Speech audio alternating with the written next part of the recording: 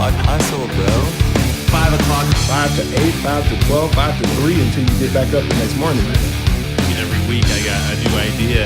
And that's what it always is, right? It's crazy. 5 o'clock. I was doing that in 2005, but everybody thought it was weird. 5 o'clock. Thus, the side hustle was created. 5 o'clock hustle podcast. Man, they're having so much fun.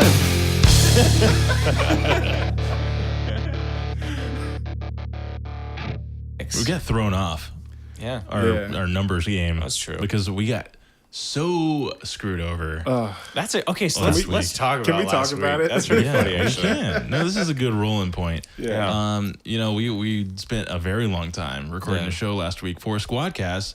That was going to be released on just this last Wednesday. And it will never be released. It will never see the light of day. Never.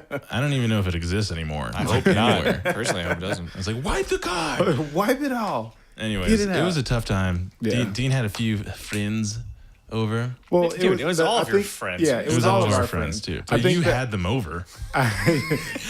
It'd be your house. By the way, yeah, Ex it's facto. not my fault. They're not my friends anymore.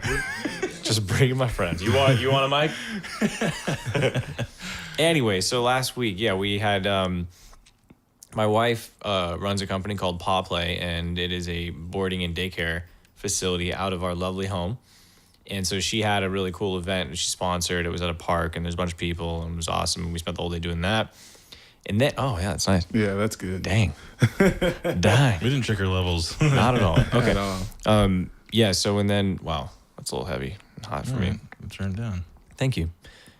And then we all came back here and we were like, oh, yeah, we should party. And then we can podcast later. And that was the plan, is that we were going to hit a podcast. And then we had a bunch of people here. And we kind of had fun, you know, showing everyone the process and putting headphones and mic'd everybody up and stuff. And it was a blast. And then we went to record the podcast. And we decided that one of our previous guests would also make a good guest on this day. But he was heavily inebriated. Yeah. This day was not This the day day. was not his He day. who shall not be named. never be featured either. No, we need to honestly have him on to like redeem himself. Yeah. But he's got to be so clear. Earn I back don't know, dude. your- I'm pretty scarred. He's got to be so clear. Like So just- yeah. So anyway, we recorded for like an hour and a half in total. I think we spent 20 minutes recording, Well, and then our- we kicked his ass out, and we were like, "Scrap this! We're First of all, starting again." Our start time is as has always been was 8:30, and we didn't stop recording until what 11:30. Yeah, it took a while. Yeah. Jeez. Yep. It took a while. What a blast. And at the time, too, we had like the windows closed. There was like 9 people in the room. was It was hot. It Like we were just sucked. in here for 3 hours just trying to push out a Squadcast. And then I feel like he came in towards the end, like after we were kind of getting on a little roll. It was after he threw up everywhere. After he threw up everywhere. That's what it was. And we were like, all right, you know what? Just end the damn I was show. like, "Let's And end it." We're all pissed, and then the next day we're like, "No, Never. Never did. nope." Well, you know, this week we released an episode last week, and we released an interview. So at least you guys got that. You know. Yeah. We're all about quality. Like, we're not, just because we spent 3 hours recording a bullshit episode doesn't mean we're going to release it. Right. So, you know, we got your Squadcast coming up now. Well, I guess you're hearing it now. This is the That's a weird- Squadcast. Yeah, this is the Squadcast. Coming up in now. Coming up in, Yesterday. as you're listening now. But yeah, we're going to talk about a few of our past guests from this month, including last week's supposed to be Squadcast with Justin Bua, and all the way back to Alex Ferrari, Yeah. Yeah.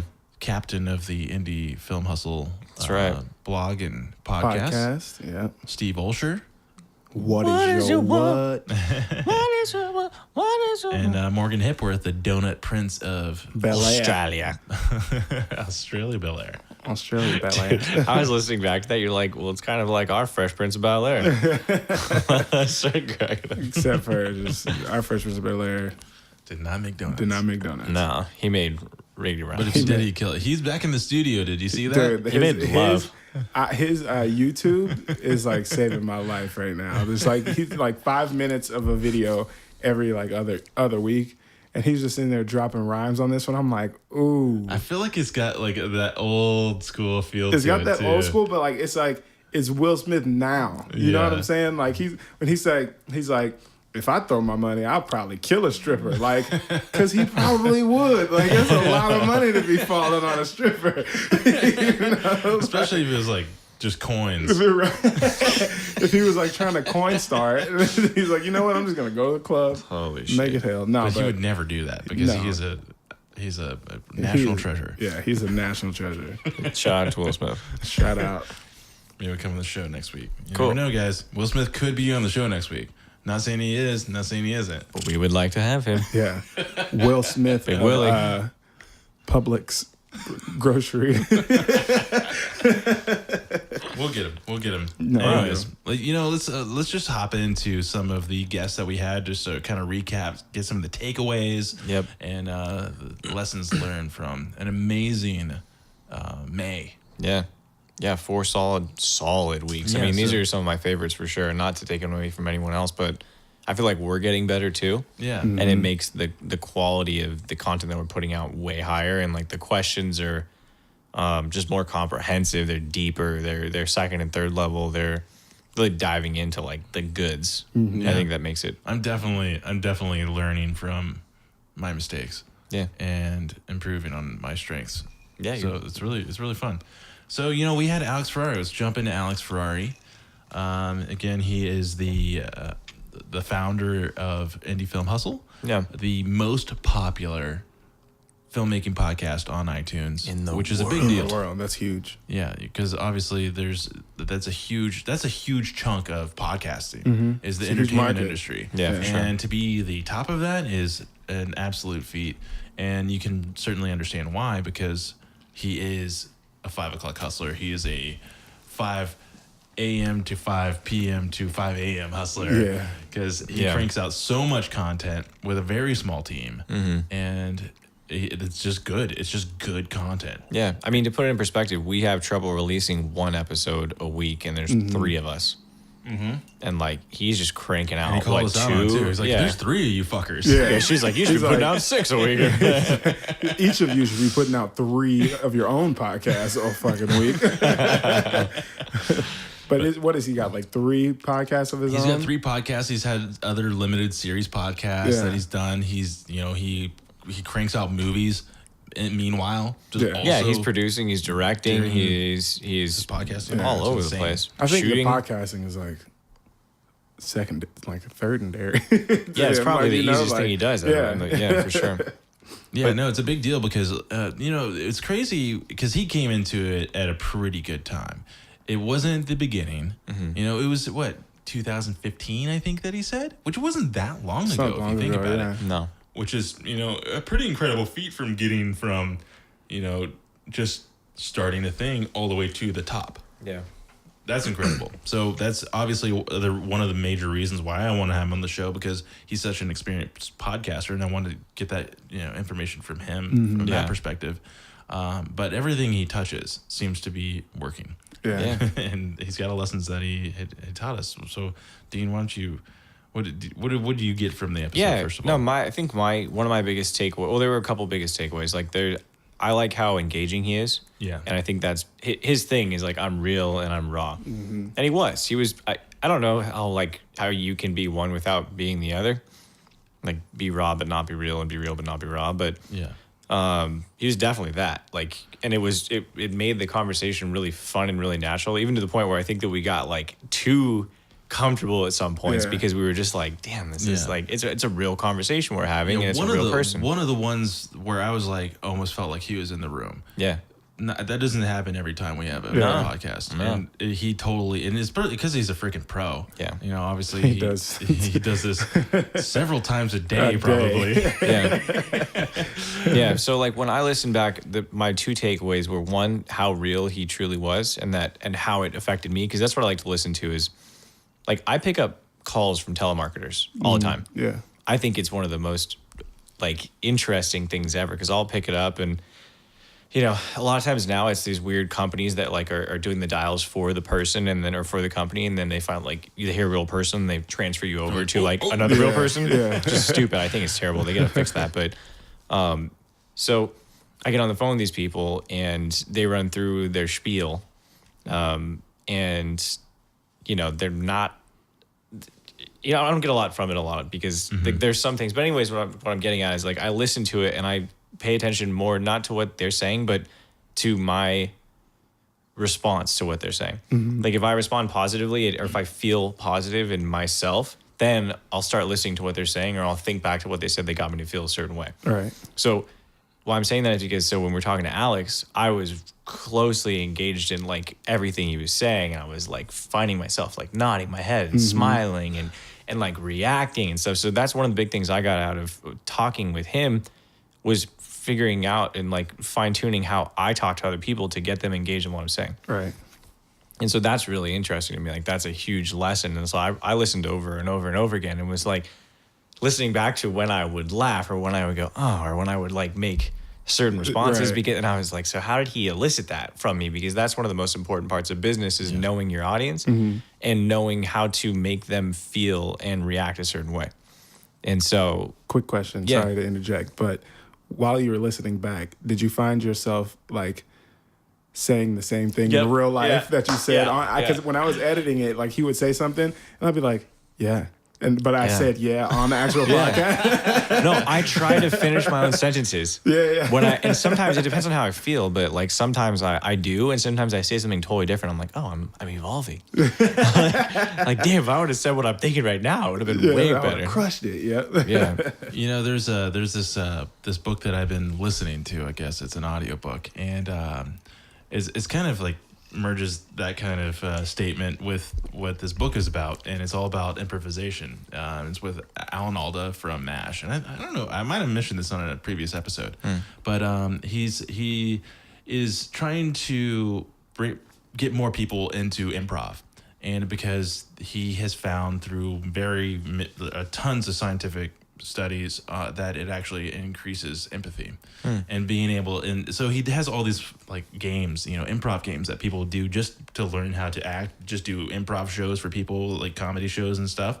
And what they would do, they would like look at each other and they would try to sync up what they were saying. So someone would start to take the lead and then they would just try to talk like at each other and like sync the same words, saying the same exact thing. And they said after a while, like people get insanely good at it. And they did these empathy tests, and it actually increased the person's empathy. Oh wow. From doing these practices. And I thought that was freaking incredible, which is like an amazing tool because empathy is like huge when it comes to communication, right? Yeah, it's like probably the core of communication. Yeah, understanding. Yeah. And then going a step further and not only understanding what someone's saying, but where they're coming from, for sure. Yeah. So, and I'll edit this part out, but my wife just joined. Hi, babe. Hey, babe. Hello. Drinking lemonade. Lemonade. So that was the first thing, was like how engaging he was and really looking, because a lot of times people will, they message us and be like, with for instance, with what's his name that we did with sleep. I know that sounds terrible, but Julian. Yeah, with Julian. Sorry, I'm bad with names. Julian Hayes. Julian Hayes the third. The second. The second.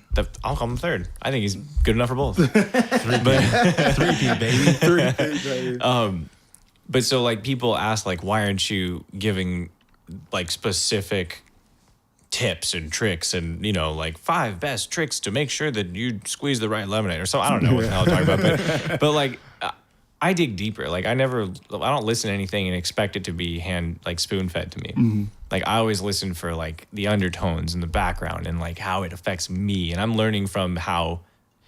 Well, I just can't say I'm learning from how I'm learning, but like it's just different for me, So that's one thing I want to bring up is like how how it makes me feel and how I respond to it and how he was so engaging. The other one was like, damn, like you can always hustle harder. Yeah. That was a big takeaway for me that I got from that, is you can always be working harder. You can always be putting in more time. You can always be doing more, doing it better, doing it more often. Like, I mean, it's just like, it was crazy how much he's doing. Literally, it's just like everything he's into. But then I thought back and I'm like, well, shit, all of our guests are like that. Yeah. Like they're all doing a lot. I mean, like all the time. You can run. It's funny. We talk to these people. Like, so what do what are you up to? What are you working on? Like, I just put out this book, and they're like, oh yeah, the book's great. Like, I have this podcast. I got a movie going. I teach these classes. I sponsor this. I do. I just ran 5,000 miles the other week or whatever for a charity, and like, this and that and the other. And I like, how often do you sleep? Like, what's sleep? Like, it's not. But anyway, like he brought that home for me, and he was just at the amount of things that he does and is involved with, and is super successful with. It's not like he's just like touching things lightly, right, to put his stamp on it. Like he is, he's making them happen, and he's just busting his ass. So I mean, and to that point, one of the things that I took away from it was he found his niche. You know, like he found, like he's the #1 podcast for indie filmmaking, or just filmmaking, whatever. Like he found that niche, and then like to your point, he just walked into that room and he just started filling it. Like he's like, I'm gonna do this. I'm gonna do podcasts. I'm gonna do 3 podcasts. I'm gonna make these films. I'm gonna go to I'm gonna go to Cannes and make a movie. You know, like right there. Cons, whatever the fuck. Yeah, I call it cans. So Cannes, that's cool. Canes. Oh wait, I really do call it cans. I call it Canes because it seems like it should be Canes. But no, like he's found that niche. Yeah. And he's filling that space with, by providing like everything, like he's just filling it up, and like he's his room for like error, I guess, or I guess for failure is a lot smaller because he's got his hands tied in so many things and he's just hustling and hustling, like you said, and he's doing everything. And one is piggybacking off of the other, and he's just getting more and more successful. Yeah. And I think that's really cool because once you find your niche, and I think that's important for a lot of people, is that, you have a entrepreneurial mindset, but you don't know what your niche is. You don't know what your value is or what value you can provide to other people. He's found that. He's taking advantage of it, and he's not only taking advantage of it and filling that space, but he's becoming an expert on everything that he's doing. Oh, yeah. He's becoming like the guy, What's cool about him is that he spent so much time in the, like in the trenches. He was in the film. He was a filmmaker for years and years, being a colorist and an editor. And after a while, like, he created, what's that film? Broken? Yeah. Right? And, he cranked that film out, and he was like, how am I going to sell this damn thing? Yeah, and sold thousands of copies. Of copies that he shrink wrapped himself. Yeah. Did he shrink wrap them? That's what I think with the hair dryer. I think he said he didn't do that. But you guys go listen to the episode and just remind us. Yeah, he'll tell you the details. Get it from the horse's mouth. But it's so funny when entrepreneur, I'll say entrepreneurs, people who haven't quite, made it to, starting their business and being successful. Coined. Just blew my mind. that's a commonly used term. I think the bald marketing guy says that all the time. Fuck him. I can't remember his name. I don't like him. Gary V. Dwayne The Rock Johnson. Akimbo. He has a podcast named Akimbo. Don't go listen to it. Kimbo Slice. Kimbo Slice? Akimbo. Isn't that a fighter in Street Fighter? No, Kimbo was a street fighter, like a real life. Oh, Kimbo Slice. I fully lost what my point was. Lost here. Something about entrepreneurs. Oh yeah, super cool. Yeah. Anyways, got it. Maybe we could hear it back on Instagram.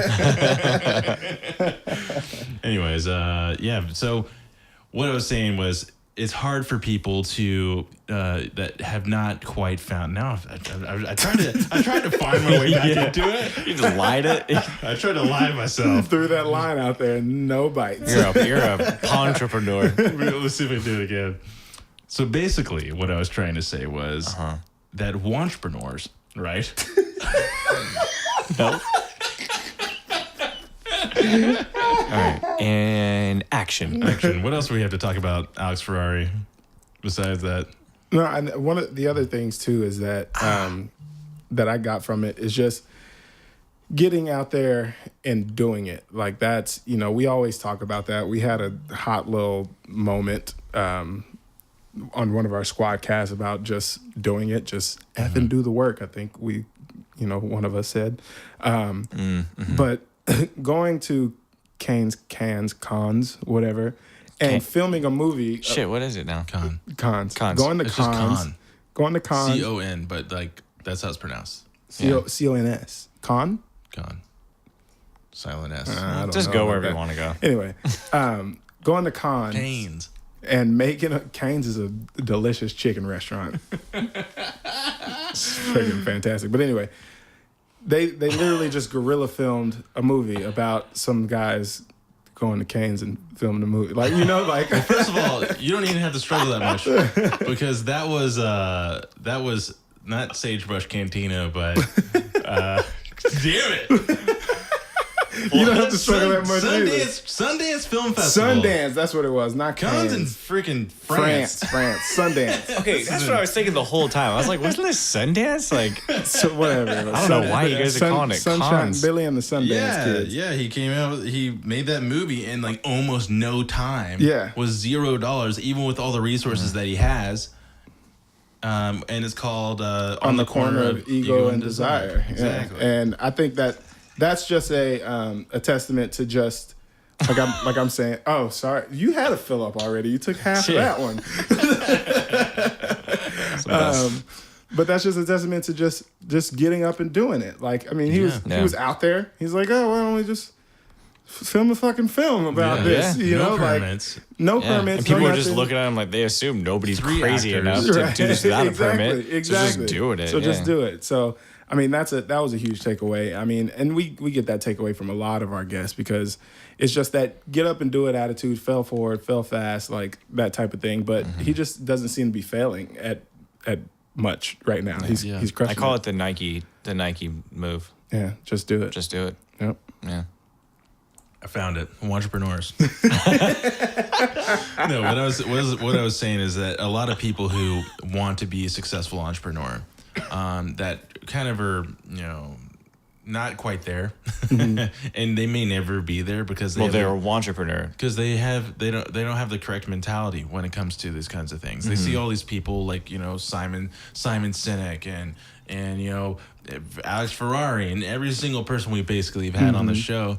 They're people. They're not just instantly becoming successful. Right. Then this is what I was saying. Like Alex Ferrari's been in the trenches. He was doing editing and stuff for years. He was becoming an expert. He was becoming knowledgeable. Yeah. In things that he did.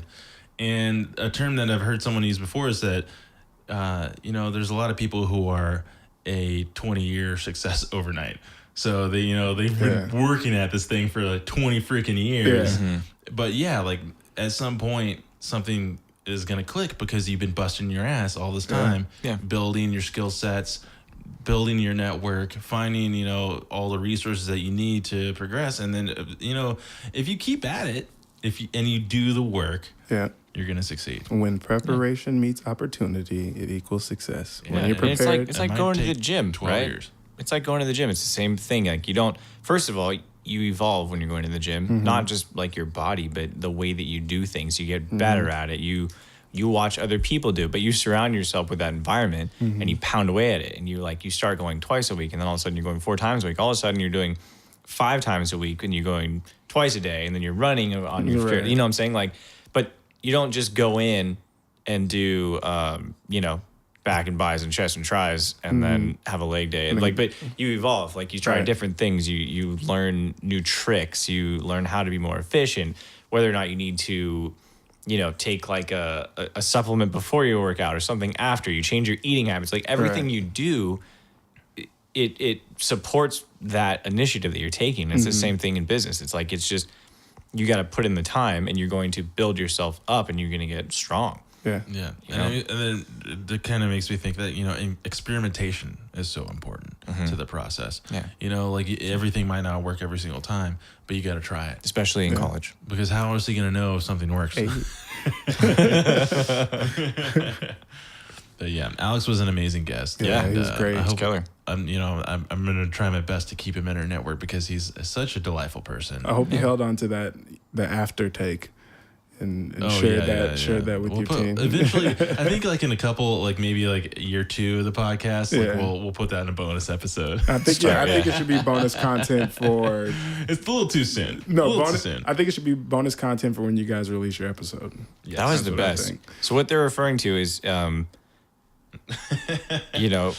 Chris and his filmmaking squad. Maybe studios. Yeah, went through some shit and had the chance to reflect on that with Alex after when we turned off the recorder. And it was really cool. And it was really fun. And Alex kind of, tore my new one a little bit. Talk some shit. Talk some constructive shit. Yeah. And it was awesome. It was really cool. It was great. Yeah. It was great. Yeah. That's exactly why I love this show. Is because we get people, especially like when we have those like side chats, and we had this with another one of our guests Recently. with JB, with Justin Bua, and we'll get to him in a little bit. Booyah.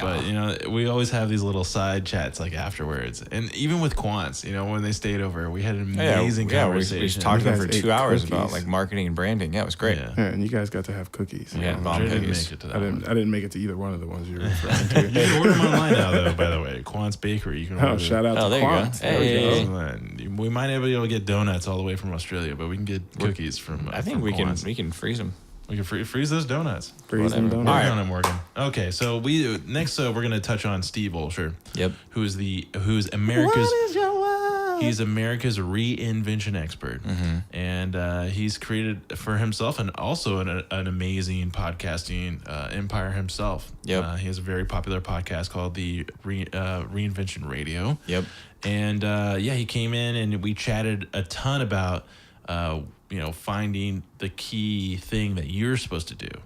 And So before we jump into that, I just want to talk because we're real, and I want to talk about what And so raw. this was the first real and raw. Real and raw. This was the first podcast that we did in the morning, and it was on a Saturday morning specifically.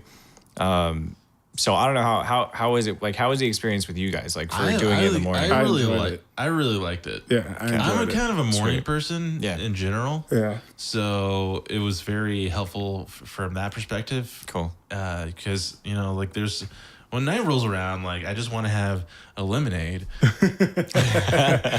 and, just hang out on the couch. But, I feel like I was like, like ripping and ready to roar. Sweet. But yeah. Yeah. What was your experience, Dean? Well, I had a few too many lemonades the night before. Actually, I didn't really. I didn't like drink a lot or anything, but I didn't sleep very much. So I think I slept like 3.5 hours. I think I literally went to bed at 4:30. Julian would be so disappointed. Yeah, I know. And so I went to bed like 4:30, and then I woke up. We recorded at 9. Yeah, something like that. Yeah, something like that. So I woke up at like 7:30 or 8, and I was just like, "Oh my god, like what the hell's going on?" I was kind of like, yeah, what the fuck?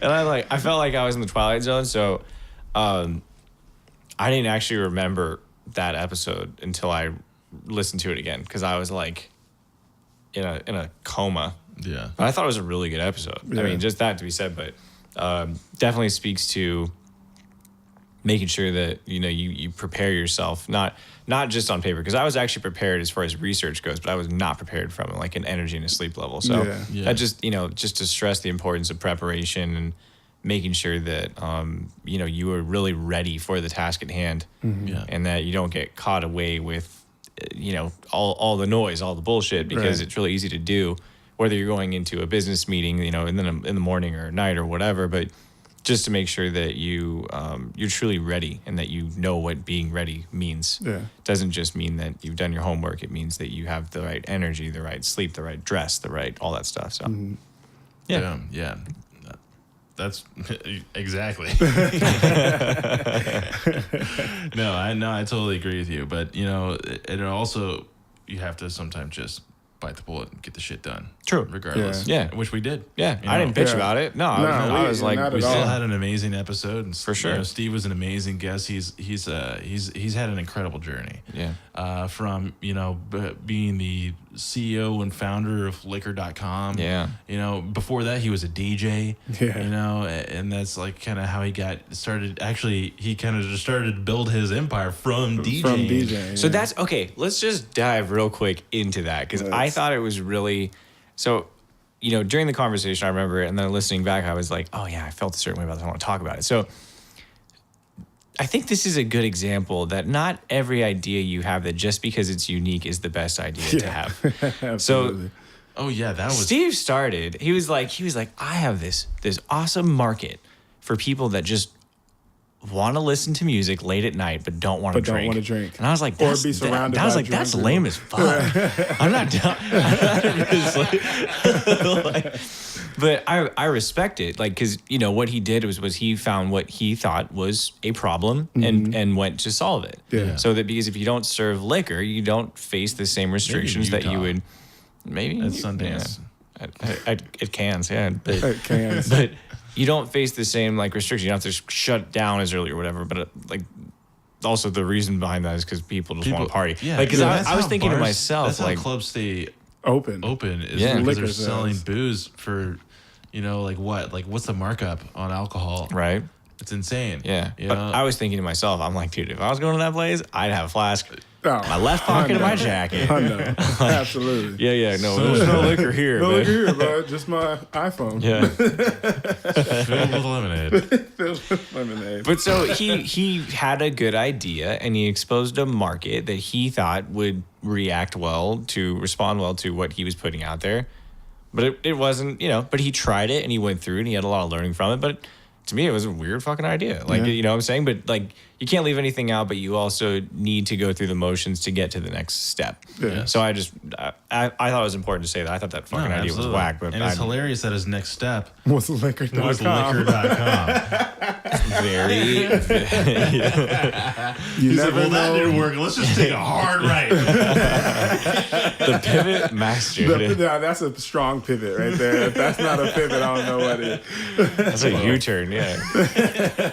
But yeah, he back in before the bubble bust in the .com era, he bought liquor.com and had a really successful. What does that mean, by What do the you- way? What do you mean by that? When the bubble bust on the .com era. No, well, what the fuck in happened? the '90s when the internet started to really pop up, people were like, "Oh shit!" Like We should buy these This is like the names. money pot. Like Yeah. everybody just no, not just that. The people were just starting businesses, doing this and that.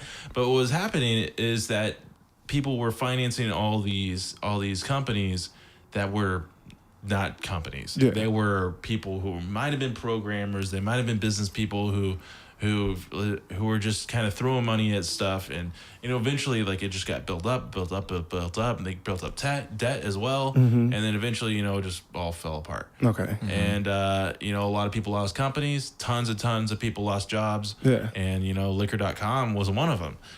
And he's a reinvention expert for a specific reason, and it's because he's had to reinvent himself so many times. Literally. Such a good point. Such a good point. From one gig to the next. It's been and what was kind of timely was a quote that I read today was that it's not really a quote, it's more of a statistic that it takes 3.78 failures before you have your success when it comes to that's for the majority of entrepreneurs. 3.78 failures Damn. on average. you're for averaging about successful 4 entrepreneurs. failures before you get So success. get ready for a lot of failing, guys. Yeah.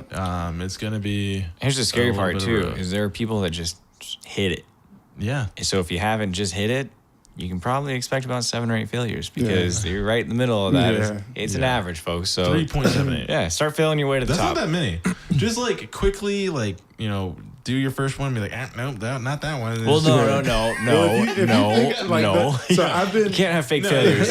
It's, it's all about relentless, going for it. And learning. Yeah. That's, Yeah, learning. you're creating Exactly. learning by failing. You're learning the hard way. 3.7. I feel like that's like you've lost 3 games and you're down in the fourth quarter, Right. and it's only 4 games and you're fucking done. And now it's Yeah. game 7. You're down in the fourth quarter. You need a quick little win. Yeah, that's You for know? sure. Yeah, because there's just people who like they put their heart, into so much, like into that one idea that they had. Yeah. And a lot of times it doesn't work out. Yeah, And or that's just something. real. Yeah, something that they thought they were meant for, that they've been like told their whole life. Oh, you're gonna make a great doctor. It's like Yeah. when really, like, I'm just good at like making cookies, like, or whatever the case may be. But like, there's a lot of people out there who think that they are, destined to be one thing because that's what they've aspired to. Like, I mean, in the music industry for sure. Like, there's people who are like, I just want to be a singer, and I'm like, well, you can't sing. So, like, I'm sorry. Dre, Yes. that reminds me. So my neighbor is a really good up and coming rapper. I think I told you about him. and he really wants to meet you later. So I told him he can come by and pick your brain a little bit. Is he good? He's bomb. I've heard some of his stuff. It's pretty good. Yeah. All right. Well, I'll take a listen. Yeah. I'll take a listen. No, it's cool. I mean, I'm not the judge and jury on it. He has a whole like studio setup and everything. Like I've heard some of his stuff. He's really creative. So maybe we'll record our interaction after that. It'll be fun. That'd be cool. That'd be cool. Sorry guys. Maybe we'll have him on the show. Just bust a little freestyle Friday. Yeah, you guys can battle. Little freestyle Friday. And wink it. Keep listening to the end, guys. You never know. I'm not gonna make any promises, but there could be a freestyle battle. Could be a freestyle battle. But anyway. Hey! Just waiting for it. Duffy was like, what just happened? But yeah, back to Steve. Yeah, I can't even remember where we left Steve. off. No worries. So let's just talk about Steve, though. I mean, let's get. I just want to finish out his story really quick, and then we can kind of dissect it a little bit more. Sure. But he lost the liquor.com business. And it miraculously reappeared when a very generous person basically gave the domain back to him, and he turned into a completely different business that he still owns to this day. He doesn't necessarily run the operations on the day to day, but it is the biggest like bartending website on the internet. Yeah. Which makes sense because liquor.com, that's pretty solid URL. Yeah. You're like, oh, what should I type in?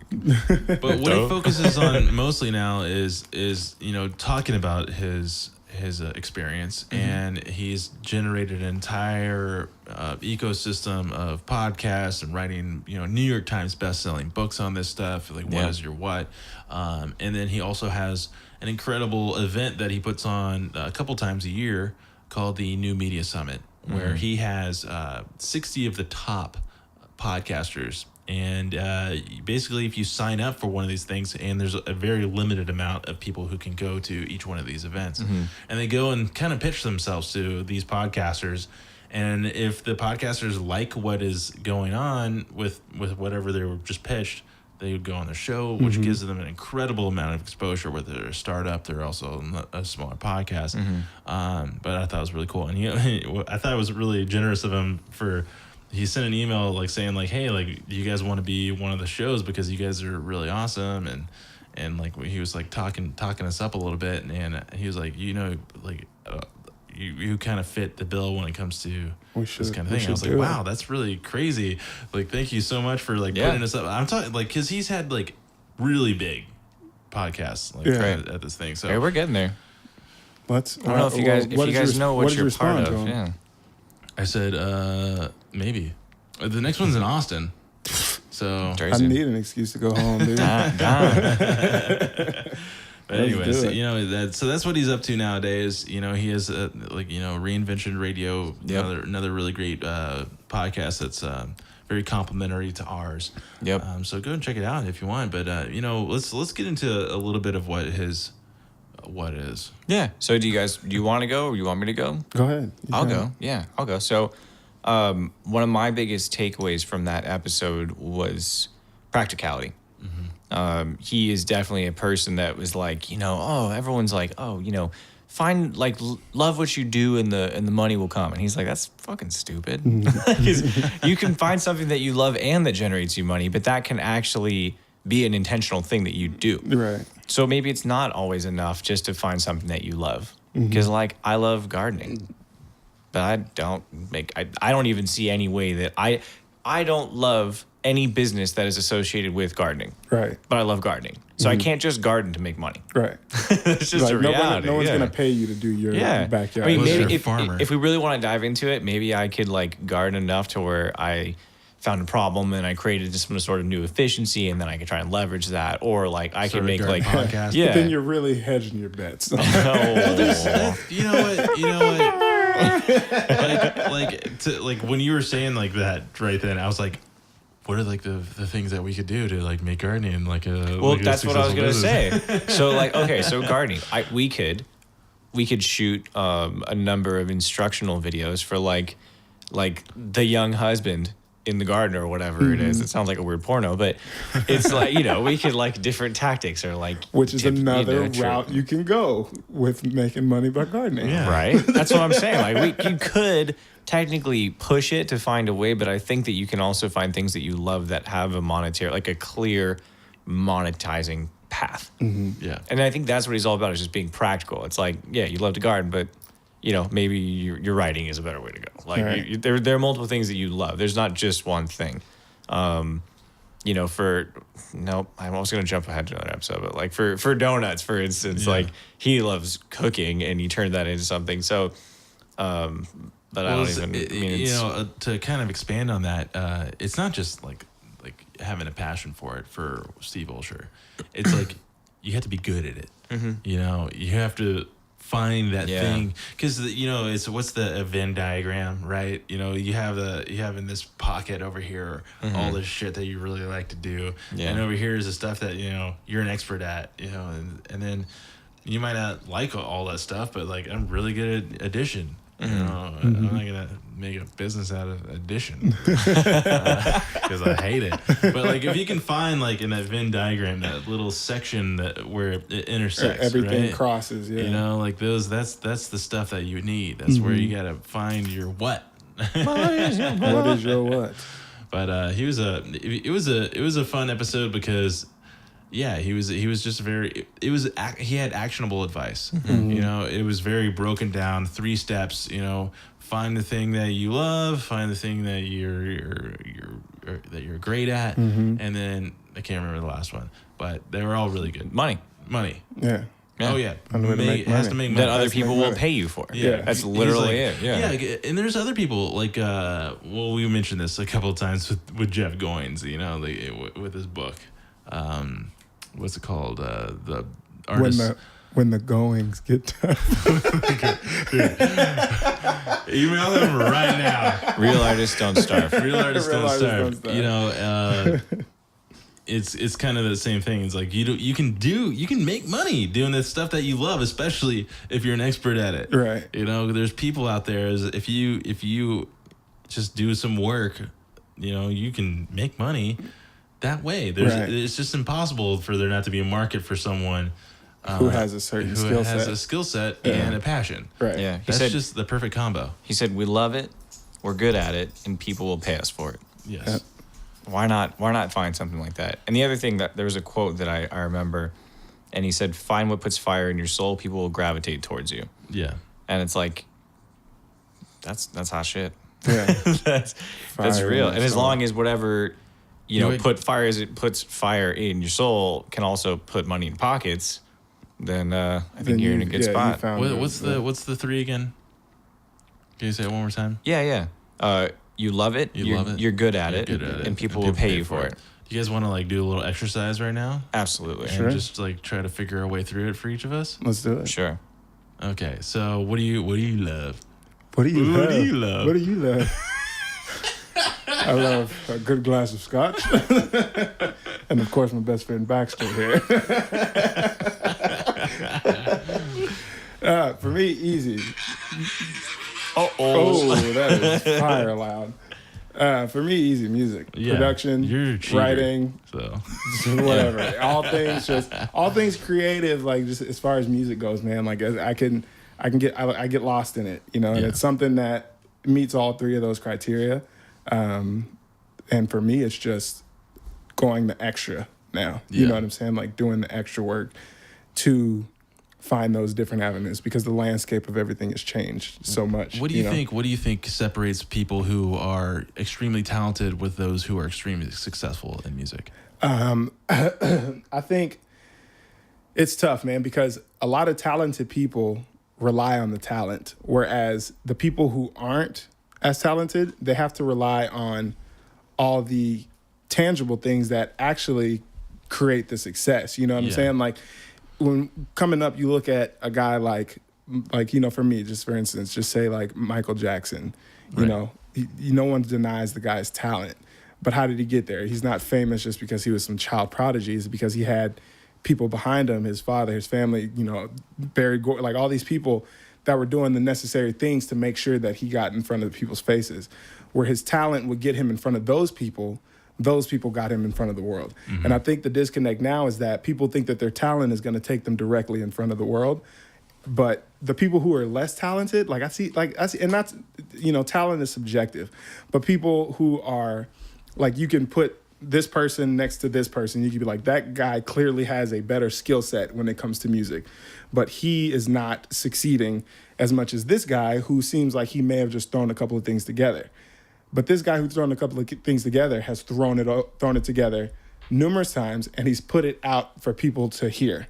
And now what he's putting out is becoming the normal, while he's over here trying to figure it out. And I say, for instance, myself, while I'm over here trying to find a sound, people are out there creating a sound. Like I'm finding a sound, and people are over here putting out things that is becoming the sound. Testing them, right. It's like experimenting, putting it out there, and then people are listening to it and saying, "Oh, well, maybe this is becoming the new normal."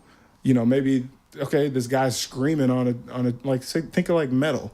Like metal music, it's fast upbeat music. This guy's screaming, like he's just really, whatever the case may be that he created it. But it's a huge following now, where that may not have been Sinatra. It was actually the opposite of Sinatra, But like this guy wanted to do something musical, and he couldn't be Sinatra, but he could scream like a motherfucker, I mean, think of the way that Elvis revolutionized.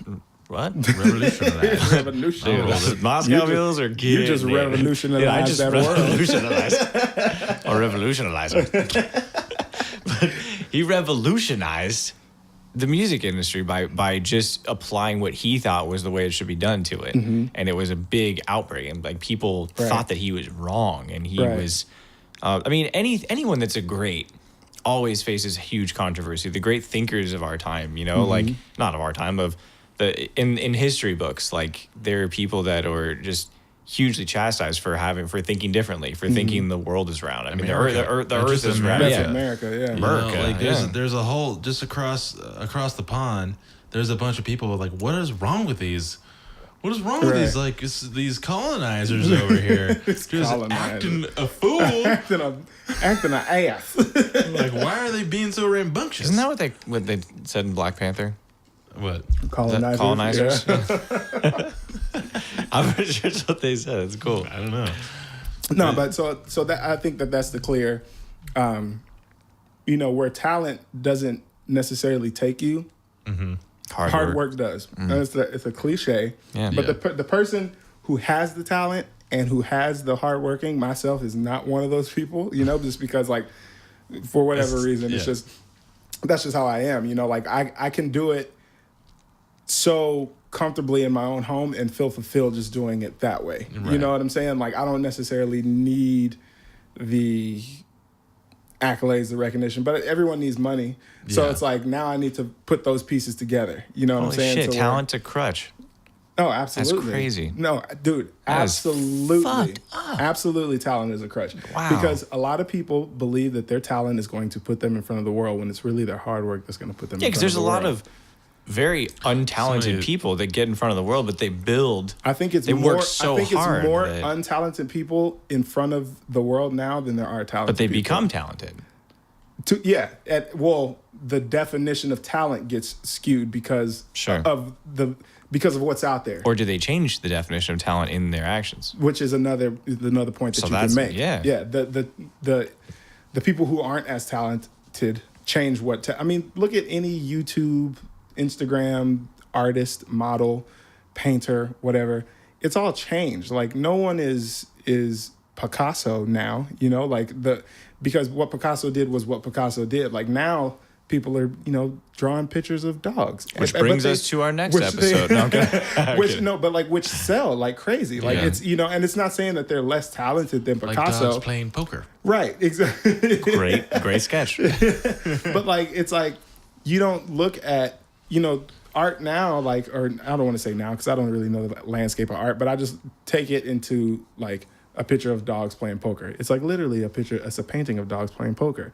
Whereas art back then, you look at it, you're like, I don't know what it is, but I want it in my house. It just it was a different art form. It's something that made you, it was a thought provoker. It was a conversation piece. It was something that everybody had to interpret. But now or with the dogs playing poker. It's just, that's what it is. And people are like, wow, that's a really great picture. That person's very talented. Whereas this person who's abstract is just like, oh, he just threw some colors together. Yeah. Where back in the day, the person who was throwing colors together, they're like, wow, he just made me think about a million things. Like, I don't know what it is, but now, so the barometer of it changes because of what's in front of you. Like the barometer of what talent is changes because of what's in front of you. Like, I look at the landscape of hip hop now. There's nobody that's like I'm looking at and saying, wow, that guy's just blowing my mind. Like, with the exception of like the top hitters like Kendrick and stuff like that. Yeah. Mm-hmm. But there's nobody that's blowing my mind because there was such a strong painting during the period of like when like the stuff that we grew up. Well, the stuff that and you think about those guys, you think about the young guys today that are doing it. They look at like somebody like Tupac. Like, one of the kids said Tupac's music was boring. Like, I'll slap a bitch if you ever tell me Tupac's music is boring. But that's how they feel now, and that it's changed. Like, where Tupac is, oh, he's motivational music. He's old Negro spiritual music. Like, but to them, like to the new kids, like the talent is, whatever's out there playing now. So they'll probably, somebody can look at me and say, like, somebody my age can look at me and be like, wow, that guy's a talented producer. Mm-hmm. Whereas someone who's 19 and coming up in the music game, they'd be like, oh man, that would have been great for Biggie Smalls back in the day, so everything changes, but it's about finding everything that Steve Olsher is saying, it's about reinventing yourself within the landscape of what you're doing. Like, I have to reinvent myself as far as music goes, because music isn't the same as when I fell in love with it. Right. So I have to, if I'm going to say that I'm a lover of music, then I have to fall in love with music as a whole, not for what I think it is. Sure. And I could be successful doing that, but I won't enjoy music in a whole, if that makes any sense. So that's mine. I just realized why we're so off right now, and it's because being talented is not a crutch. It's knowing you're talented is a crutch. Yes. Because being talented is wonderful. If you don't know, because then you still have to, you can't rest on that. Mm-hmm. It's very like in there. It is. Yeah. It's pretty deep, but like knowing, if you know you're talented, then you have the mindset that it's enough. Mm-hmm. And that's when we talk about all of our, I have a bunch of friends personally. We all have them that you always think of them as the person with so much potential. Right. And you know that they're really smart. They're really talented, but you also they know how smart they are. They know how talented they are. Right. And for some reason, they just never put themselves out there. Well, because it's enough. AKA do the work. Yeah. They never do the work. Because for them, that's enough. Yeah. And coming from a person who feels that way, like personally, it's like I can go in and I can say, I can be thinking about, I can not do music for 6 months straight, right? But then kind of start feeling like, oh man, I hear a song, I'm like, oh, I want to be able to do that. Like, that shit sounds so, it's so pleasing. Then I go in the studio and I can do it. Like it takes me like an hour and a half to figure out. Yeah. And I'm like, it's almost better than what I just sure. Content. I can do it. It's just like, yeah, I knew it. I knew that but I'm not cocky about it, obviously. But it's just those things where there has to be a switch for those people where they know that they're talented. A lot of my coming up in the music industry was not knowing that I was talented, was being told that I was talented, but not actually believing it. Yeah. You know what I'm saying? And kind of having to get out of that mindset. And then once I start believing it, then now it has to turn over to the mindset of, okay, now you believe it, but fucking do something about it. Do something with it, as opposed to just making a whole album and then just putting it out, but not actually doing the work to get it in front of the right people, to promote it the right way, to get the right cover art, to, or to set up a business like in music. Like, that's what I've been doing now. Like, ever since we started the show, I've been just going about music the correct way, like setting up a production company, like getting on my paperwork, so that when I start selling these beats to these people for music, for, TV shows and commercials and stuff like that, that I actually have everything is right. I'm running it as a business and not a side hustle anymore, because that's what we're doing here. We're trying to leverage our 9 to 5s to do what we want to do, so that's what I'm doing now, is I'm leveraging my 9 to 5 to do what I want to do in my music. And so, since, like I said, I was one of those people where it was just enough for me to go into the studio and just create and say, oh yeah, I am good. Like, I can do that, but it was the not putting in the work that was hindering me back. So now we're putting in the work, we're reaping the results. And to what means, like why, you can be really good at a thing, but like until you tell yourself, I can actually monetize this, like in a pretty, like I can just do it, right? Like until you do it, not even until you tell yourself you do it, until you do it, until you do it, right? Yeah. But like once you start to actually put those pieces together, I think it changes something in you, right? And it just kind of drives you forward. And you're so lucky that you have such a tangible, thing that you're good at. Yeah. It's like you can almost literally hold it in your hand. Not everybody has that. Like I'm not a person who has like a tangible. So what is it? You love it, you're good at it, and people will pay you for it. What is it? Well, one thing that I love is just doing stuff.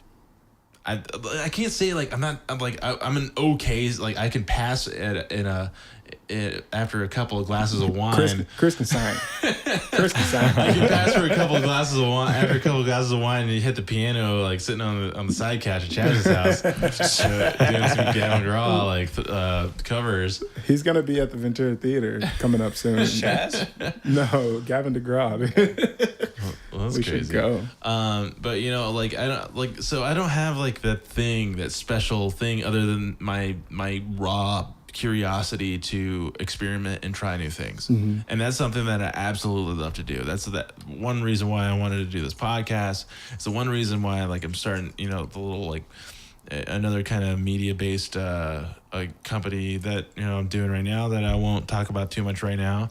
And it's why I do everything. Everything I do is because I just want to try and mold it into a thing that can, what I like to do is I like to. Do you love it or do you like it? I love trying to find solutions to problems, and making them no longer problems anymore. It's not just a problem. It's taking a thing that is two things that had nothing to do with each other and figuring out a way to smash them together and create something new. I just like creating new things. So Dre likes creating music. I just like creating new everything's, which is not is like I said, it's not a tangible thing. What can be tangible. This podcast is pretty tangible. We crank out episodes every week, but it's not a specific one thing, which is kind of hindrance because there's not a whole lot of repetition to it besides learning ways to refine the way that you think about stuff so you can more quickly create those things, I guess. Right. And I'll mention it a little bit just so I can give it some context. I'm starting this other website. Maybe I'll throw up a sign up link so people can get notified for when it goes live. But it's called The Hero's Journey to Success, and it's based off my love for filmmaking. That's a thing that I love. I love movies. I probably watch more movies than anyone in the world. Facts. Besides maybe Alex Ferrari. Which I feel like he can't watch that many movies. Yeah, because he's too busy. When the hell would you watch a movie? Too busy doing everything else. Yeah. But you know what? It's just something that's in me. It's been in me for a very, very long time. I was one of those kids who was just glued to the screen. Once I was able to see Star Wars, the first thing I ever cried for was a VHS copy of Jurassic Park. I've been in love with movies for a very long time. It's one of the reasons why I kind of jumped on board so quickly to do Mayview Studios, creating Noob Camp and everything, because I just wanted to be a part of it. I wanted to experiment, and it's kind of sad that I didn't go that route, because it's such a tangible thing to do out here where we live in Los Angeles. I could easily just been I'm going to film school and I'm gonna go and do this, but I have such a inability to be okay, let's just go do that. It's the needle in the haystack mentality. I wasn't ready to kind of sacrifice the potential failure that I might see, and I might completely look at it different if I injected my brain into my 18-year-old brain. My undeveloped self at that point, might have been a totally different situation. Yeah, my undeveloped, fearless self. So what I've done is I've through my film studies, I really fell in love with Joseph Campbell's work, the hero with 1,000 Faces and the hero's journey and everything like that. So I created this thing called the hero's journey to success, because it's one, taking my passion for starting businesses and doing things of that sort, because it's something I love to do. Like I said, what I love to do is try to figure out a problem, try to figure out a way to make money with it. Yeah. And also, my love of movies, and it's here's a perfect example of me merging two things. I'm taking my love for movies and I'm taking a thing that it has to do with, not necessarily entrepreneurship, but success in with your health, right. with monetarily, and just being a happy person in the world. And the hero's journey to success is that, it's taking the framework of story and I can kind of break it down a little bit. It's basically your ability to exit your ordinary world where you're sitting here right here today and accepting your call to adventure. And whatever that may be, there could be micro adventures in your life. Getting out of the bed and going to the gym, for instance, could be a small adventure in your life. You could choose to take more of those adventures. You could exactly. You could ignore the call. You could reject the call, which is the third stage in the hero's journey, and stay in bed and you have to, I guess, wait for the next adventure.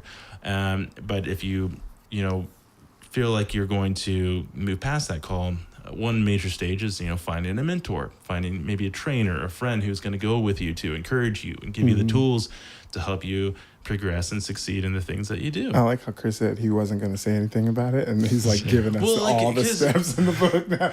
It's the hero's journey. You can Google it. It's a very widely known thing. It's been out for decades, but there's most people have been looking at it from a framework for creating stories and making films. When I wanted to take it, and not just and even business people have used this, right? But it's more from a marketing perspective. How can we tell the hero's journey to market to people? Right. How can we use it as a marketing tool? But what I want to do is use it as a life tool. Taking that framework and using it for personal development and being able to identify your struggles, identify your enemies, identify your allies, the people in your life who are going to encourage you and help you along your way through your path and your journey to reach success. So that's, it's just an example of what I'm trying to say. When it comes to the two things that I'm trying to merge, this is been my little baby, because it's taken the two things and I'm merging them together. And that's an example of what I love to do. You love it, and apparently you're good at it, and I would pay for it. Yeah. So I think you're on the right track. Boom. Yeah. So there's I'm gonna have a couple of courses out and stuff. I'm gonna have I've been working on this quiz, because there's these there's 8 hero types, right?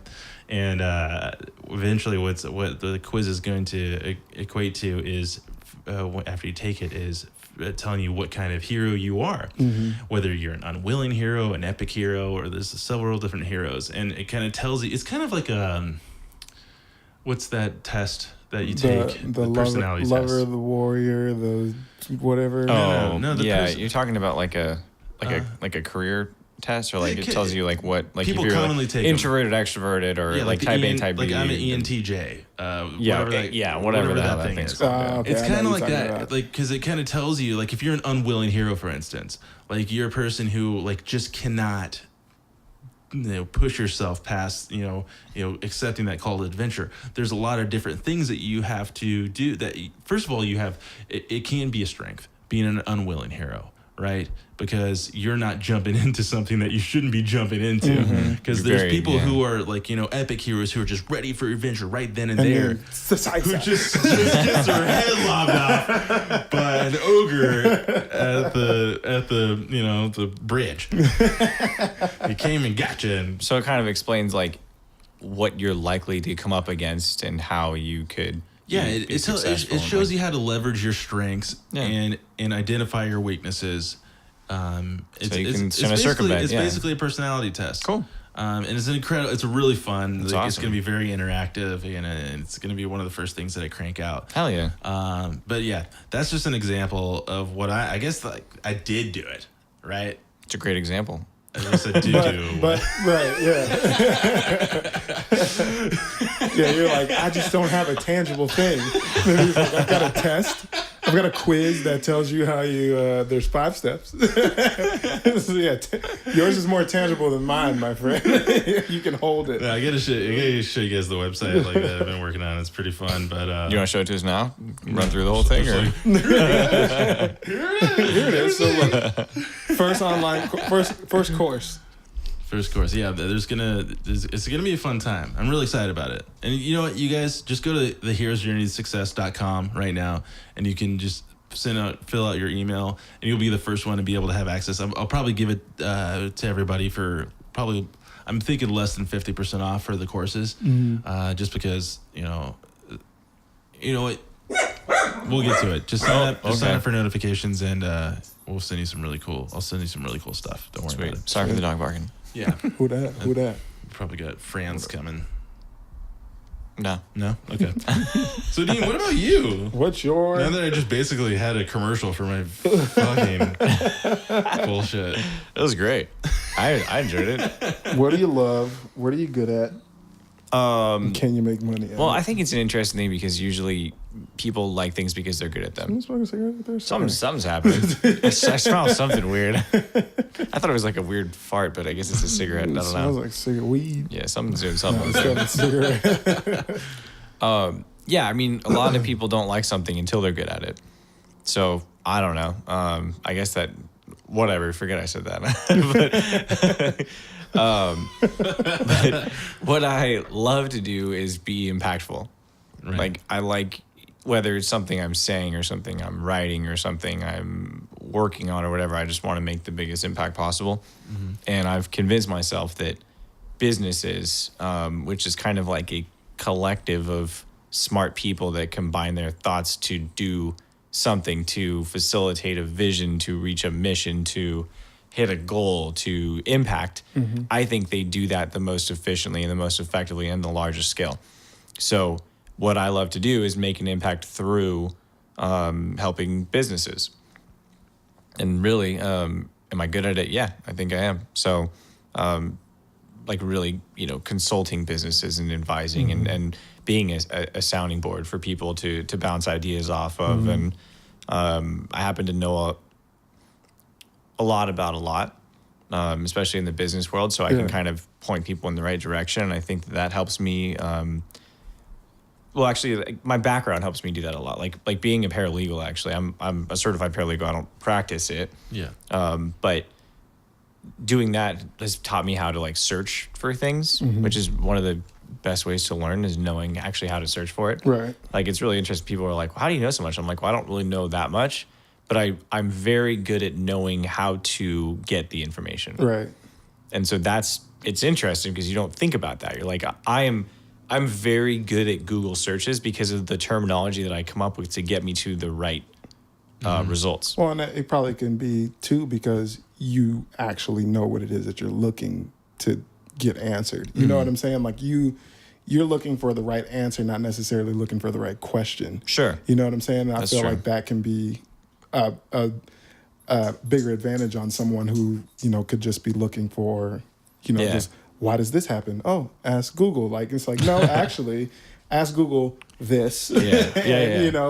For sure. But sorry. I didn't Yeah, mean to interrupt. no, that's good. No, and so that's the thing is I don't know a lot about a lot. I know a lot about some things, but I know a little about a lot of things.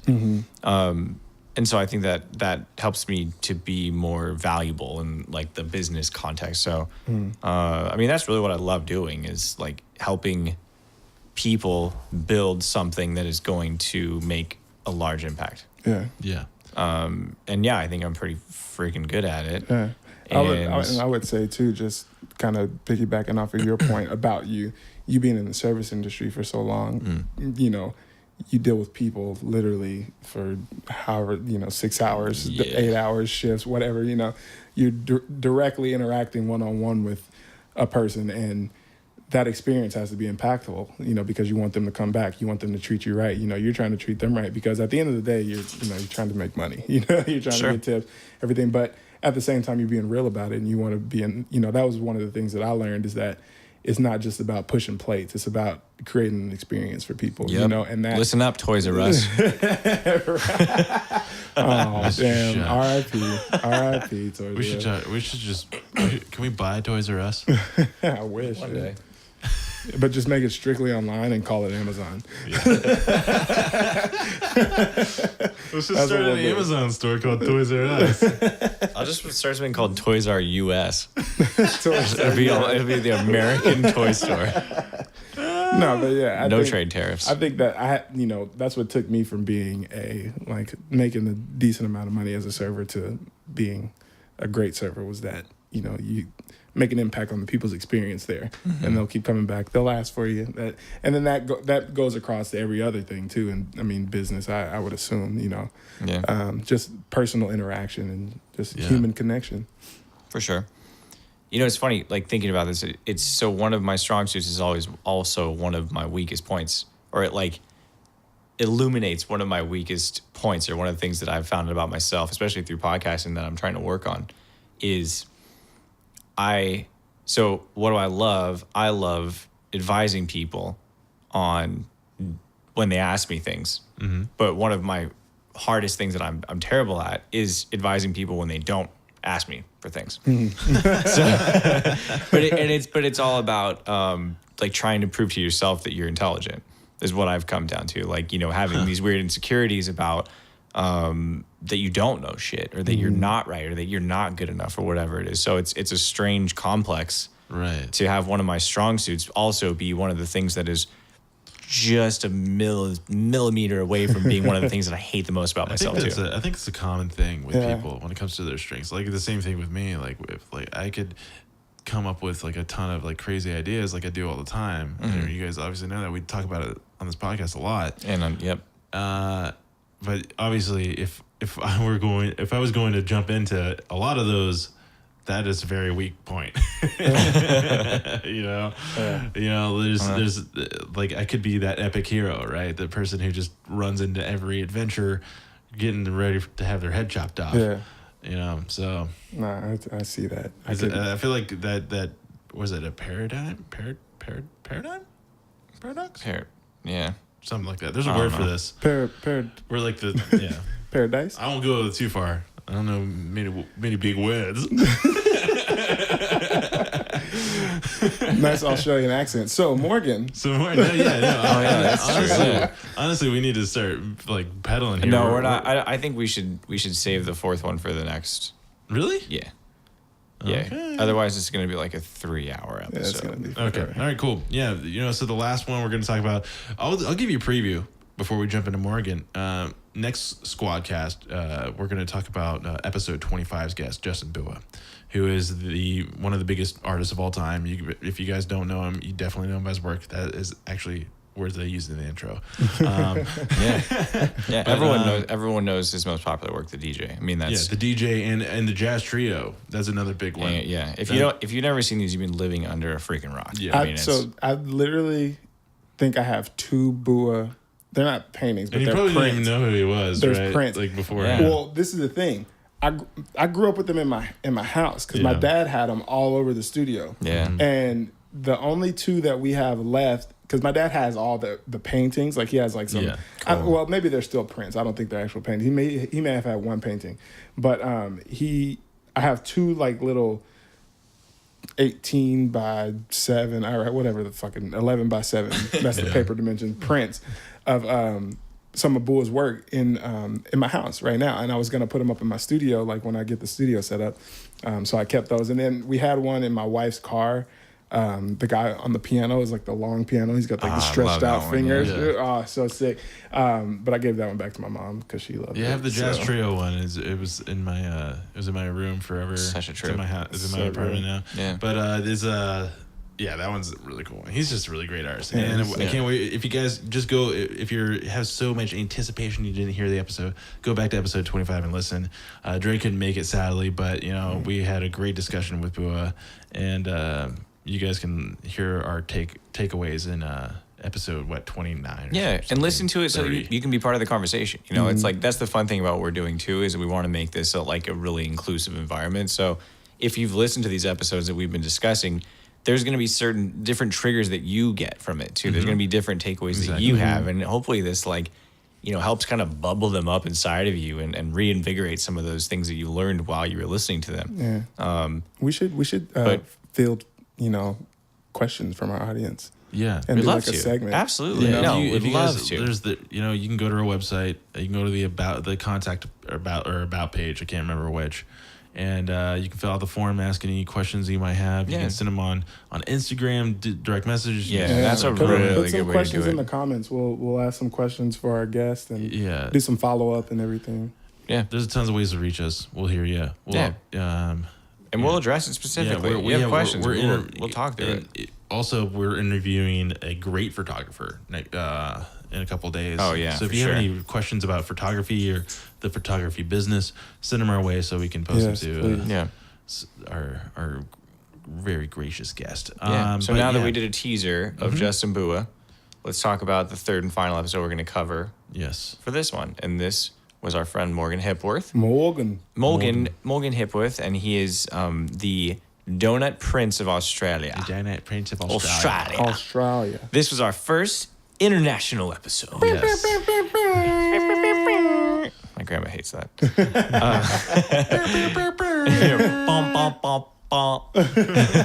And he was awesome. So, I mean, Morgan's background is he started cooking at the age of 7 or 8. And at 13, it's kind of by happenstance that he just started his own business. He started producing and fulfilling baked goods for like a local restaurant or bakery or whatever it was.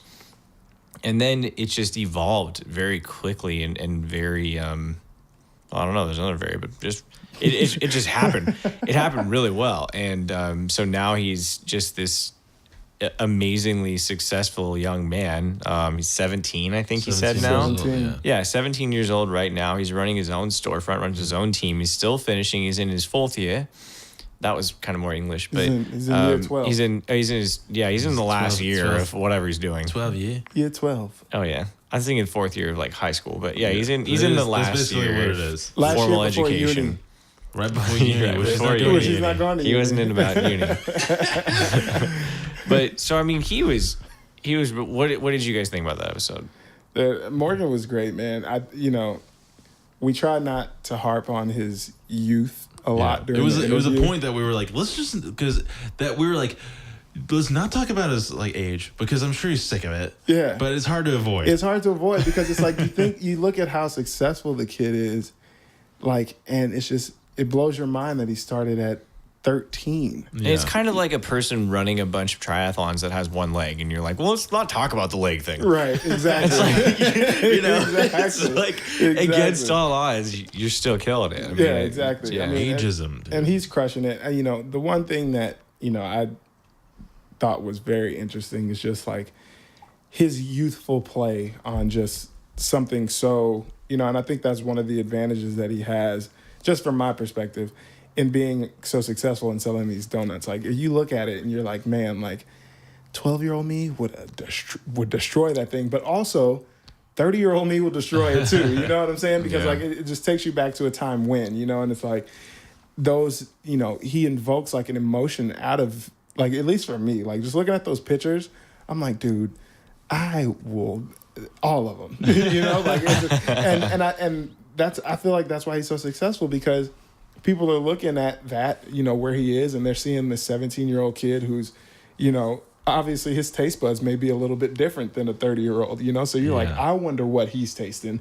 and what makes it, to where he can create that donut. I'm going to go try it, and then you taste it. It takes you back to a time when, but it also keeps you in the present, just because it's like an injected, like there's a syringe in the middle and you got to inject it at the right time, like, or what, it's just all looks so fun and just so energetic. And I mean, the kid is absolutely crushing it. Talk about finding a niche and sticking with it, because he was doing all kinds of baked goods, right? And then the restaurant was like, hey, why don't you make a donut for us?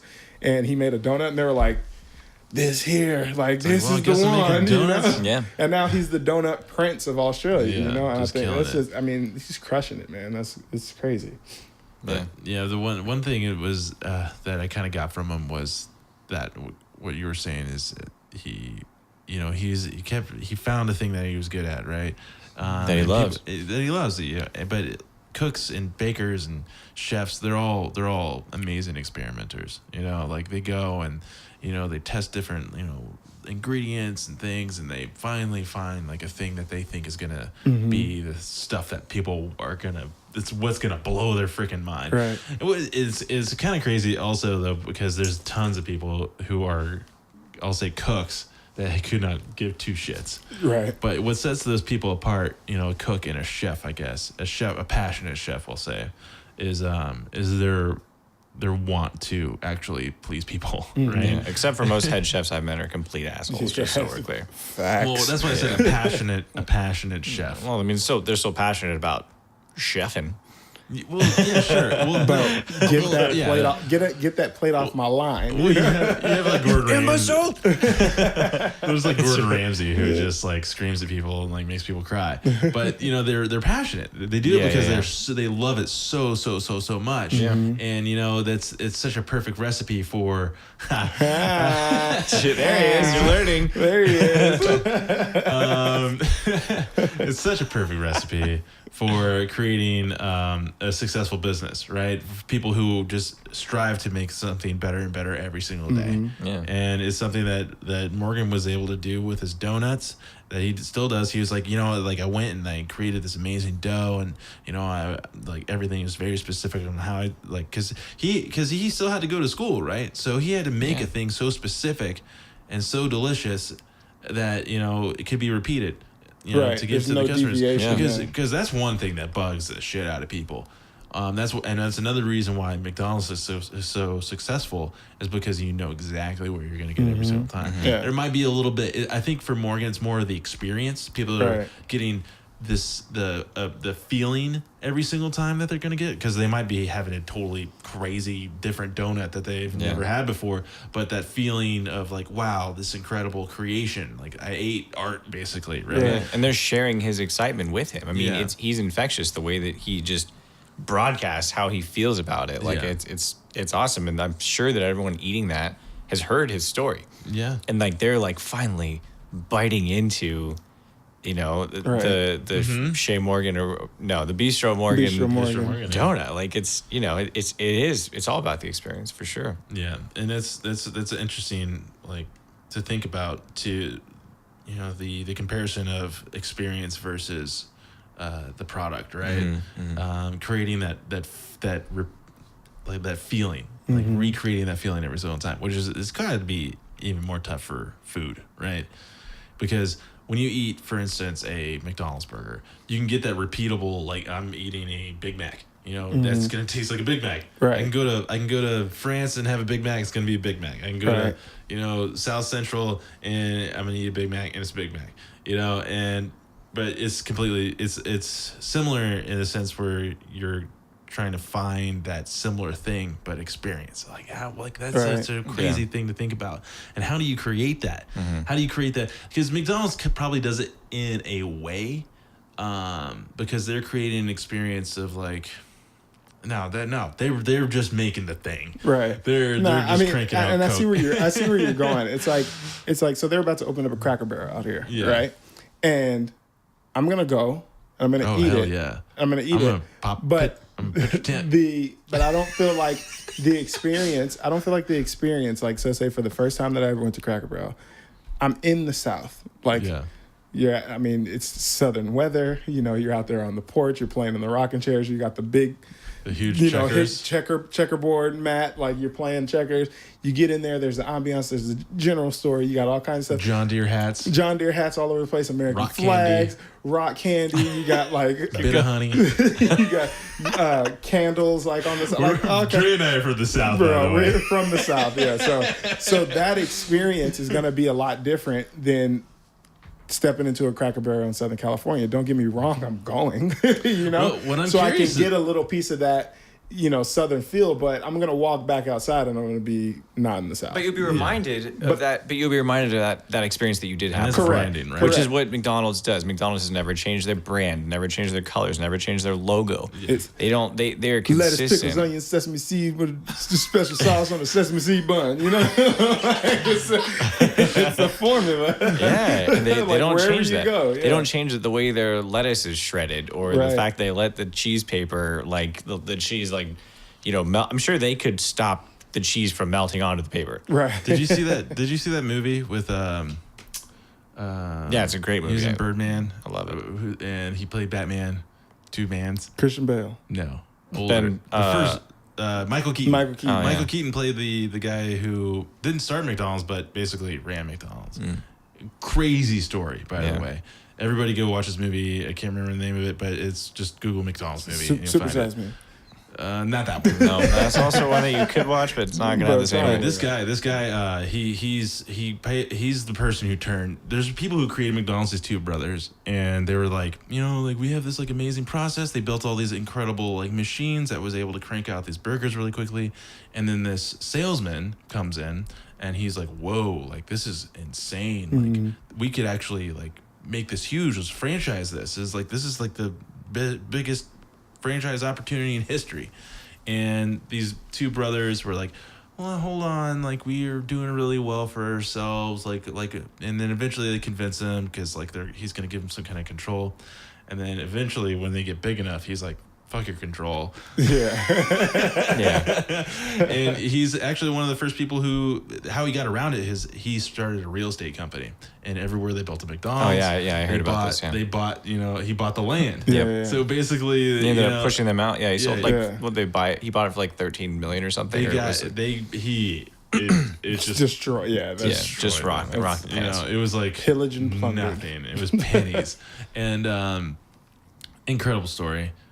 I don't know where I was going with it. That's okay. Well, we're talking about an incredible story right now too, so that works out really well. Yeah, but it was I was talking about branding, I guess. Yeah. I don't know where I was going with it, but McDonald's is, like you said, one of the biggest brands in the world, and they create an experience through creating, I guess, that repetition and creating something, I guess, delicious enough that's going to get people to keep going back. And I think it is that experience, And I think right? I That mean, gets them and it's- going back and every it's- time. Yeah, and I think it's crazy that Morgan has, with going to school, being a high school student, has started to find that process. Like he's, like you said, it's specific dough. Like it's this, Yeah. like It's a certain kind of genius. So that for sure. so that if he were to open up a Bistro Morgan in LA, the experience would be the same because obviously this experience is curated. I think it would But even the be taste- more amplified. But the taste, actually. the taste would also be the same as if you were to go and have the donut in Australia. So Or hungry. it like- may not. Because my point was, like, it might not be at all. He could create a whole LA donut.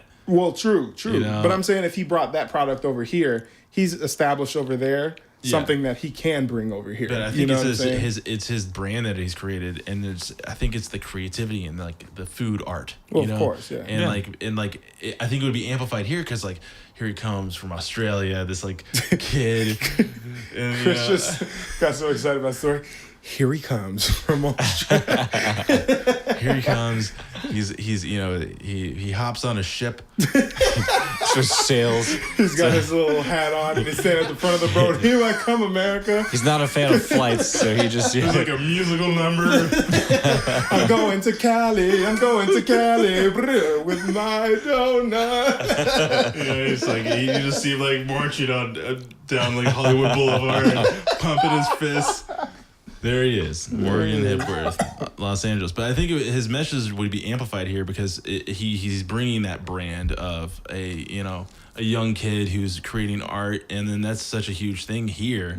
And people love international stuff. Yeah. Like I think it's a major reason why people are like, oh, like it's like a French bakery. Oh, it sounds so Would trendy. you like a croissant? It's a continental breakfast. All right. Here's one thing that struck me in the episode that was a little different was, I felt like I was jealous. Yeah. I was jealous of him not because he's been so successful, because of the reason he's been so successful is because he has this certain like naivete about him where he hasn't had to face that. He's like not spoiled yet. Yeah. Right. And spoiled in like the sense of like fruit being spoiled, or you know what I'm saying? Like he hasn't been shut down, and he hasn't, you know, been kicked, and he hasn't been bruised, and he hasn't been through those same failures. So like still green, man. he's so good at what he did that he was that good at it the first time he did it. Yeah. And like I He found just kinda myself hit getting it. a little pissed off because I was like, damn, you don't know how hard life is. Yeah. Yeah. He does kind though. of like Alex was like, I just kind of did it. He's like, oh, it's just I just follow my gut. So intuitive. Yeah, Just and crazy like that doesn't help intuitive. anyone listening to us. Tell us about your challenges, your struggles, how you overcame them. He's like, yeah, I went with my gut and I didn't have any. So. Yeah, no, I just basically just did it. I'm just amazing. Yeah, but I was like, seriously, like I was listening to it and I was a little pissed off because I felt like I look at things a different way than he does. Like we look at it's kind of like looking at things through the eyes of a child versus looking at things through the eyes of an adult. Mm-hmm. And there's not to call him a child, but just to say that he isn't scarred by the harsh reality Right. as we have been. And some people probably aren't, or some people just look right past it because they know they can overcome. But like I was just like, damn, it'd be so cool to look at everything and just and to see the light and not see the darkness. Yeah. It's so innocent. Yeah. Yeah. and it's called the term is naive, Yeah. but it's a positive It's like when a in boxer this one. like, And it's that just like undefeated, and then Yeah. one day just gets rocked. just gets Yeah. knocked in the mud. Yeah.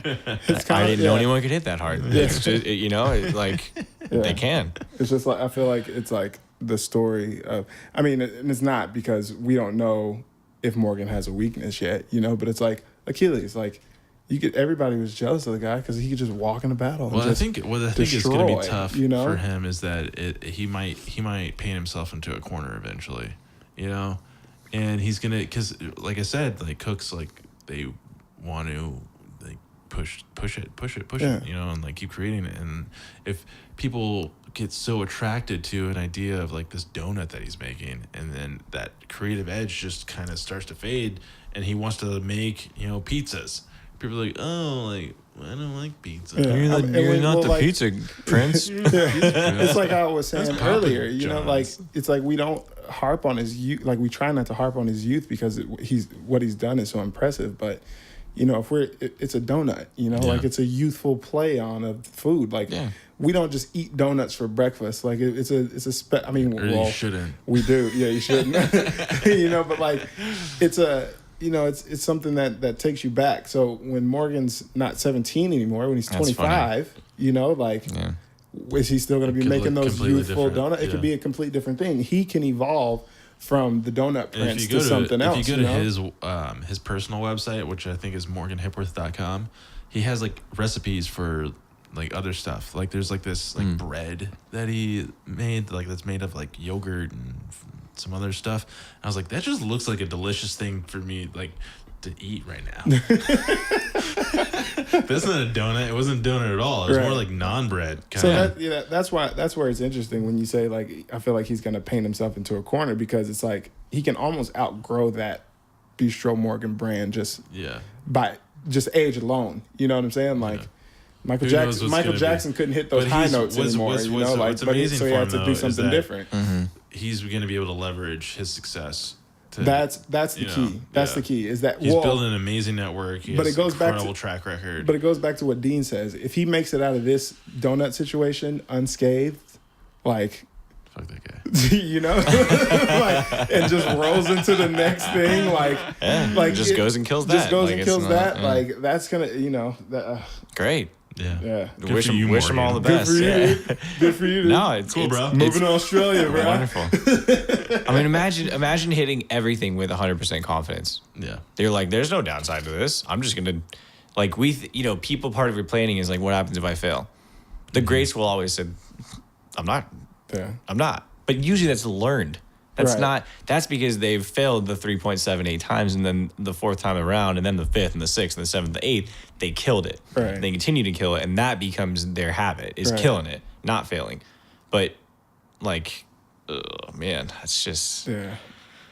I hope he kills it. He's a very, That'd be- you know, like I think that Morgan is in a good place in his life Yeah. right now, and I think that what he's doing is good, you know, like for people, because it's bringing people joy, it's bringing people happiness, Absolutely. things like that. And I think that it's important for, you know, especially our young listeners, and just young entrepreneurs in general, to kind of use that naivete to like your advantage and don't overthink it so much. You know, like obviously we're gonna have struggles. I mean, maybe not if you're Morgan, Make but mistakes. like just go. I mean, and I'm sure Morgan made mistakes. I'm pretty sure he made some like not so appetizing donuts. You know, but like on the grand scheme of things, like you put that mistake up against kinda any cool. mistake He that can just one make of us have another made. donut. You know, exactly. Like you know, very, like very like minimal. just minimal. Yeah, you know, Like, he doesn't like when he makes a bad donut. He's Yeah. like, all right, Yeah, that's it's not fine. a I good guess Make they donut. another didn't like donut. the mustard filling on this one. I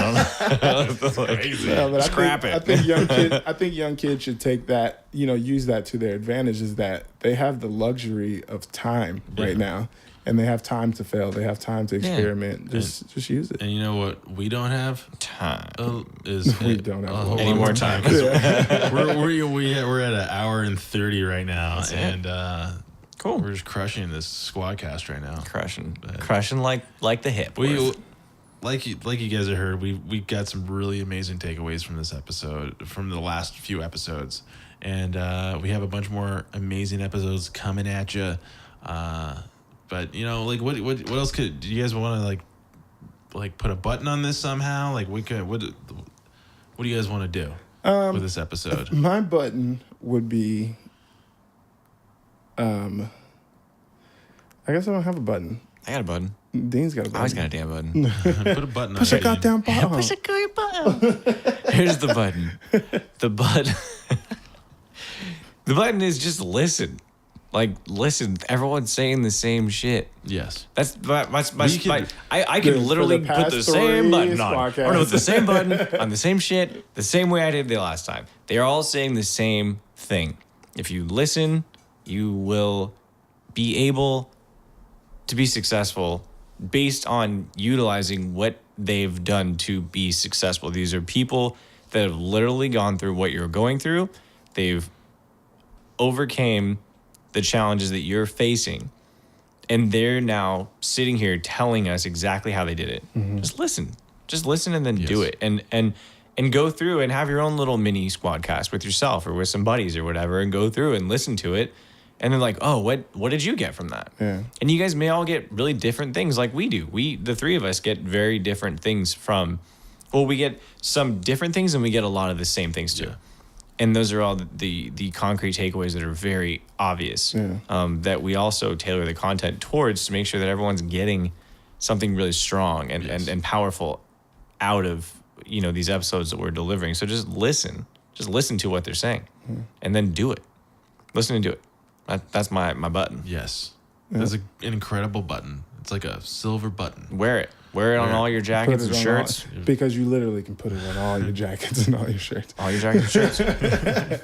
But thank you guys so much for listening to another episode. I thought you were gonna thank me and Dre for coming Thank on you the show. guys for coming on the show, guys. Thanks, dude. Thanks you guys for coming to my house. Thanks for having us at Dean's house. Yeah, that was nice. No, but to the listeners, like if you've made it this far after, you know, an hour and a half plus of extreme Squadcast banter. Squadcasting banter, you know, like just thank you for listening to the show. Honestly, it's we love doing this. We love creating amazing content for you guys, and we have some incredible guests, like I said before, coming up.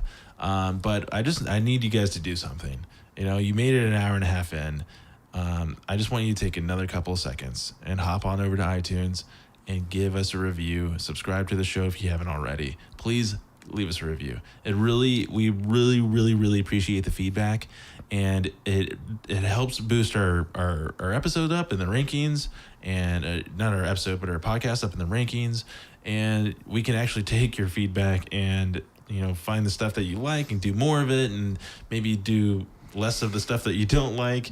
We can't figure out what it is unless you leave us a review. Yeah. Help us make the podcast that you want to hear. Yeah. Just if you have suggestions for guests, if you have suggestions for, types of episodes, if you like the interviews, if you hate the Squadcast, if you love the Squadcast. Industry, whatever it is. Yeah, profession. Just let us know. Please just go to iTunes right now and leave us a review. It would mean so much to us. It is I've said this before, the currency of the show. Yeah. And that's the most actionable thing I can tell you to do right now besides going out and hustling. And kill it. Go kill it. Yes. All right, y'all. All right, y'all. Konnichiwa, bitches. Konnichiwa. Boom. But